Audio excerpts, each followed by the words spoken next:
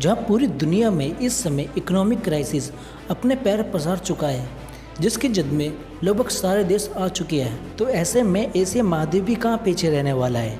श्रीलंका का जो हाल चल रहा है ये तो आप देख ही रहे हो दोस्तों।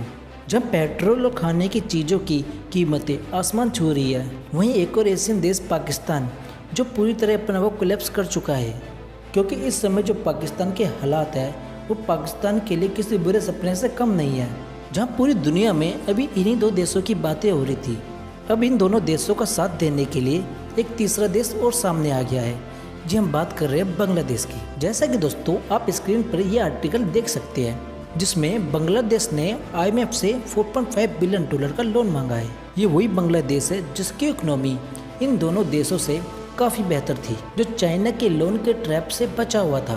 अब इस देश की हालत भी दिन पर दिन खस्ता होती जा रही है, क्योंकि पिछले फाइनेंशियल ईयर में जहां इस देश के पास $4.5 बिलियन का फॉरेक्स रिजर्व था, ये फॉरेक्स रिजर्व घटकर $39 बिलियन का रह गया है। और दोस्तों इन फॉरेक्स रिजर्व के घटने का सबसे बड़ा कारण है रूस यूक्रेन वॉर। इस युद्ध से ये नुकसान हुआ कि पूरी दुनिया भर में पेट्रोल और खाने पीने की चीज़ों के जो दाम है वो बेतहाशा बढ़े। फिर क्या होना था, इससे ये हुआ जो छोटी कंट्रियाँ हैं जो पूरी तरीके से पेट्रोल का इंपोर्ट करती है, ये सब छोटी कंट्रियाँ धीरे धीरे कोलैप्स होने लगी हैं। इन देशों में बांग्लादेश भी शामिल है। इस कारण ये देश IMF से मदद की गुहार लगा रहा है। अगर IMF ने बांग्लादेश की मदद नहीं करी तो इसका हाल भी श्रीलंका जैसा हो सकता है, जहां पेट्रोल और खाने की चीज़ों के लिए मारामारी शुरू हो चुकी है। या फिर बांग्लादेश की मदद के लिए भारत को आगे आना होगा, जो कुछ बिलियन डॉलर देके बांग्लादेश की इकोनॉमी बचा सकता है। अगर बांग्लादेश में आर्थिक संकट पैदा हुआ, इसका नुकसान भारत को भी होने वाला है। जहां इस छोटे से देश बांग्लादेश की आबादी 170 मिलियन है, यानी 17 करोड़। अगर इस देश में इकोनॉमिक क्राइसिस आता है तो इसमें बेरोजगारी बेहताशा बढ़ेगी।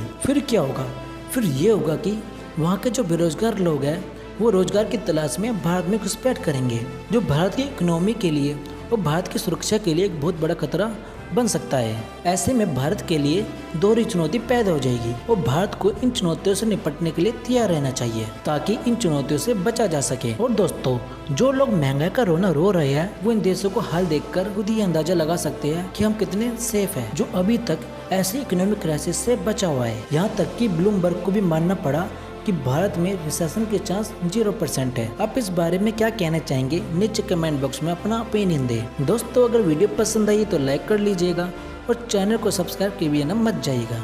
मिलते हैं अगली वीडियो में, तब तक अपना ख्याल रखें और स्वस्थ रहे। धन्यवाद।